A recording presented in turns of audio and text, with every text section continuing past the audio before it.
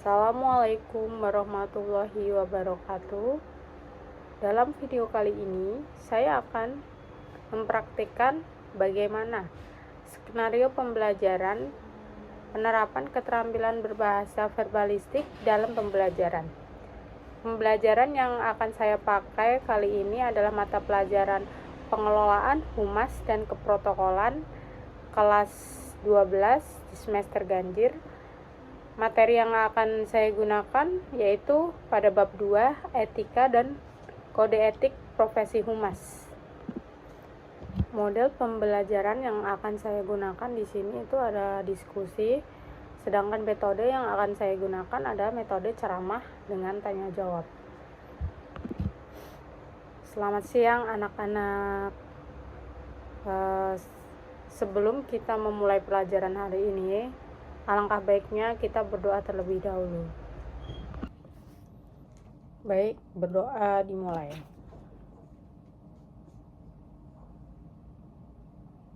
Selesai.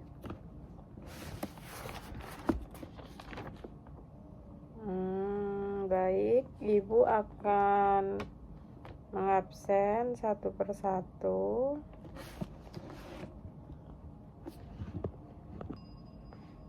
Hari ini yang tidak masuk siapa saja anak-anak?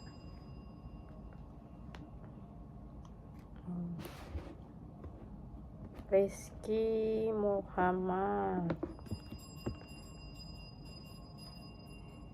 Ada lagi? Bintang Kejora.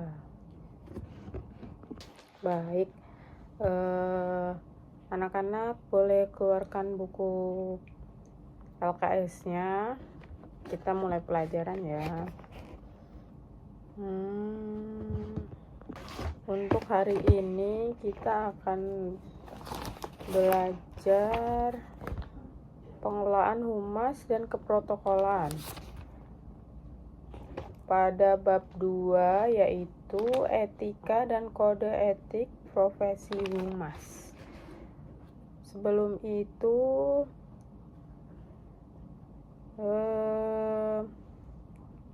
Ibu mau kalian membentuk 5 kelompok ya. Bentuk 5 kelompok. Bentuklah siapa saja, anggotanya siapa, kalian tentukan. Sudah?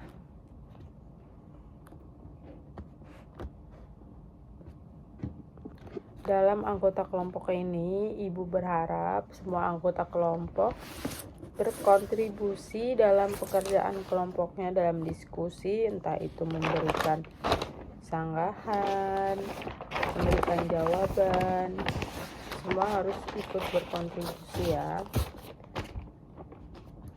Sebelum itu, Ibu akan menyampaikan materinya secara garis besar saja. Nanti kalian bisa pelajari sendiri dengan panduan yang ada di buku. Kalian buka halaman modul kalian, halaman 23.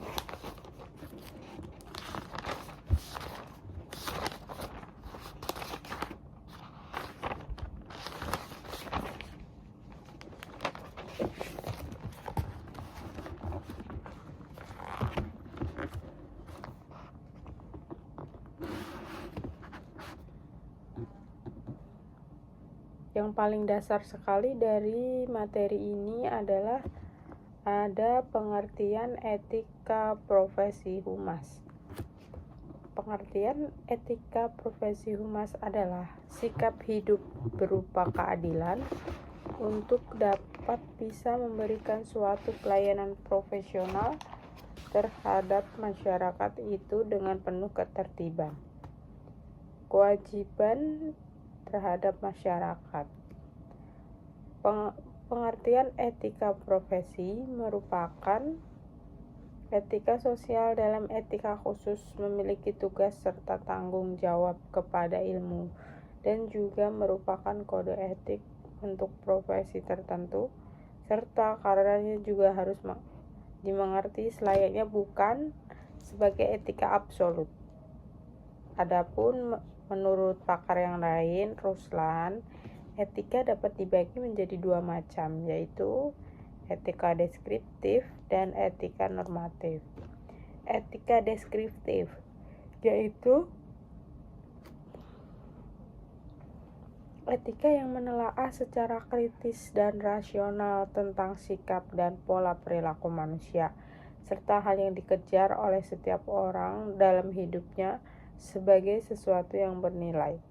Artinya, ketika deskriptif membahas mengenai fakta secara apa adanya, yakni mengenai nilai dan pola perilaku manusia sebagai suatu fakta yang terkait dengan situasi dan realitas konkret yang membudaya, dapat disimpulkan bahwa etika deskriptif tentang kenyataan dalam penghayatan nilai atau tanpa nilai dalam suatu masyarakat yang dikaitkan dengan kondisi tertentu memungkinkan manusia bertindak secara etis.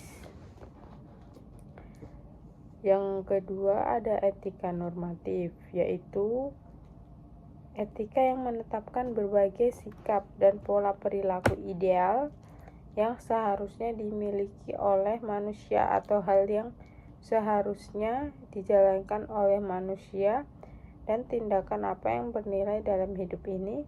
Oleh karena itu, etika normatif merupakan norma-norma yang dapat menuntun dan menghimbau manusia agar bertindak secara baik dan menghindarkan hal yang buruk sesuai dengan kaidah atau norma yang berlaku di masyarakat. Lalu pengertian etika profesi menurut KBBI.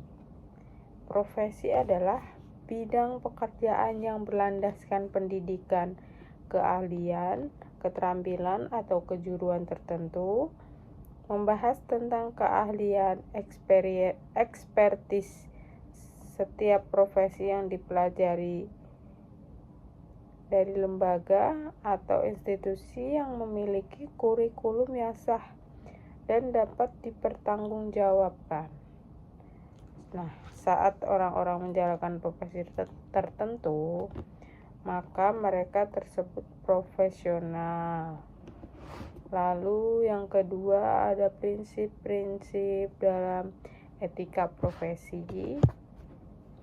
Terdapat 4 jenis prinsip yang mendasari profesional etis, yaitu tanggung jawab, keadilan, otonomi, dan integrasi nasional. Adapun penjelasan dapat disimak ya.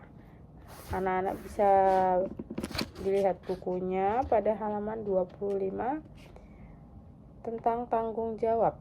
Yang pertama itu, apa itu tanggung jawab? Tanggung jawab berarti seluruh pekerja profesional harus bertanggung jawab atas apa yang dilakukan, terutama berkaitan dengan hasil pekerjaan tersebut.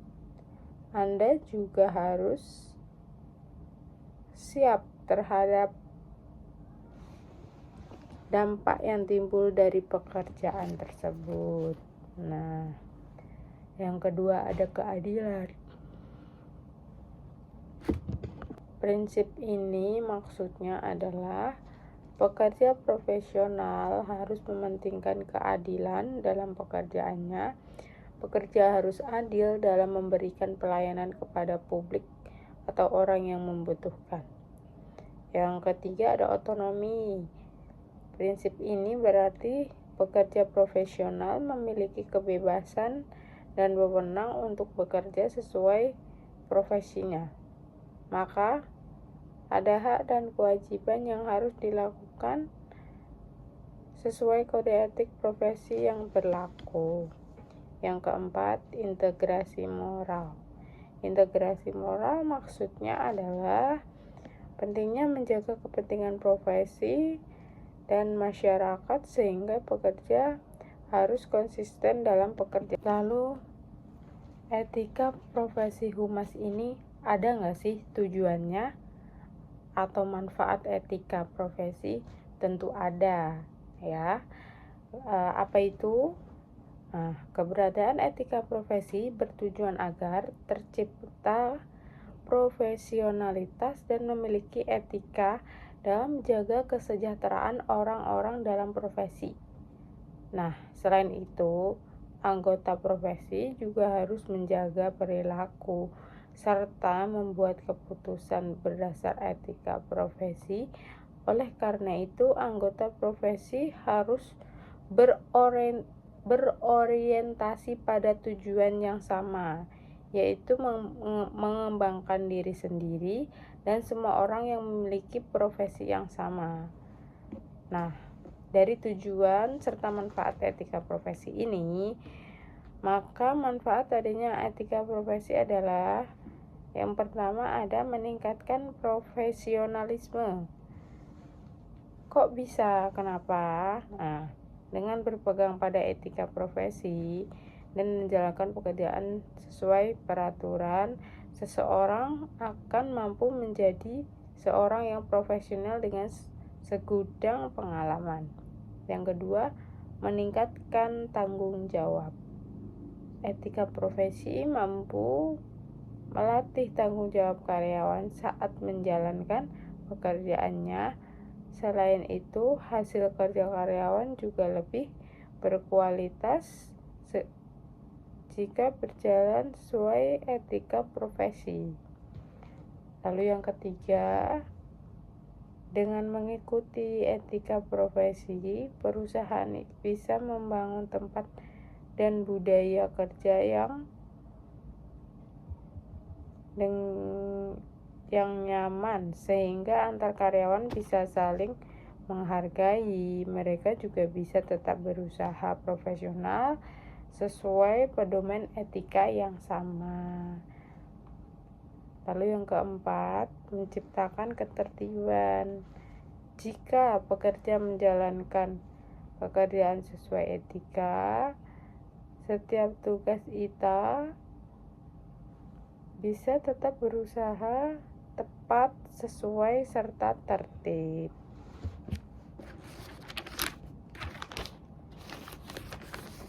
Lalu yang keempat di sini ada karakter etika profesi. Nah, selain prinsip, tujuan, dan manfaat, etika profesi juga memiliki karakteristik. Yang pertama itu ada keahlian berdasarkan pengetahuan teoretis. Para profesional memiliki pengetahuan teoretis yang ekstensif dan keahlian dalam mempraktekkan pengetahuan tersebut. Adanya pendidikan ekstensif, yaitu proses pendidikan yang cukup lama dengan jenjang pendidikan yang lebih bagi profesi yang prestisius. Yang ketiga, terdapat ujian kompetensi, yaitu ujian mengenai pengetahuan atau kompetensi di bidang tertentu, di mana umumnya dapat syarat untuk lulus tes yang menguji pengetahuan teoritis. Lalu terdapat pelatihan institusional. Apa itu? Nah, pelatihan institusional merupakan pelatihan untuk mendapatkan pengalaman praktis sebelum menjadi anggota penuh organisasi profesi. Yang selanjutnya adanya asosiasi profesional, yaitu organisasi suatu proyek yang bertujuan untuk meningkatkan status para anggotanya. Selanjutnya adanya lisensi. Apa itu lisensi? Ya, sertifikasi di bidang tertentu sehingga Seseorang profesional dianggap memiliki keahlian yang dianggap bisa dipercaya. Selanjutnya ada kode etik profesi, yaitu suatu prosedur dari organisasi profesi yang mengatur para anggotanya agar bekerja sesuai aturan. Selanjutnya adanya otonomi kerja, yaitu pengendalian kerja dan pengetahuan teoritis para profesional untuk menghindari intervensi dari luar. Lalu ada selanjutnya mengatur diri seorang profesional diatur oleh organisasi profesi tanpa adanya campur tangan pemerintah. Lalu ada layanan publik dan altruisme. Apa itu? Pendapatan atau penghasilan dari kerja profesi yang dipertahankan selama berhubungan dengan keperluan masyarakat. Yang terakhir ada status dan imbalan tinggi. Seseorang profesional yang sukses akan mendapatkan status yang tinggi, prestis, dan imbalan yang layak sebagai pengakuan terhadap layanan yang diberikan kepada publik. Nah, kita masuk pada kode etik profesi humas. Kode etik ini merupakan pertimbangan kepentingan sebuah profesi yang bersangkutan. Norma-norma yang terkandung atau tertulis pada sebuah kode etik merupakan norma-norma yang sudah berkaitan dengan profesi tertentu. Norma-norma juga berasal dari lingkungan organisasi sendiri yang tidak dipaksakan dari luar ataupun dari selain organisasi tertentu. Nah, apa sih kode etik ini? Kode etik ini merupakan sebagian dari hukum positif yang tertulis, namun kode etik tidaklah sama dengan peraturan perundang-undangan yang berlaku di dalam sebuah negara.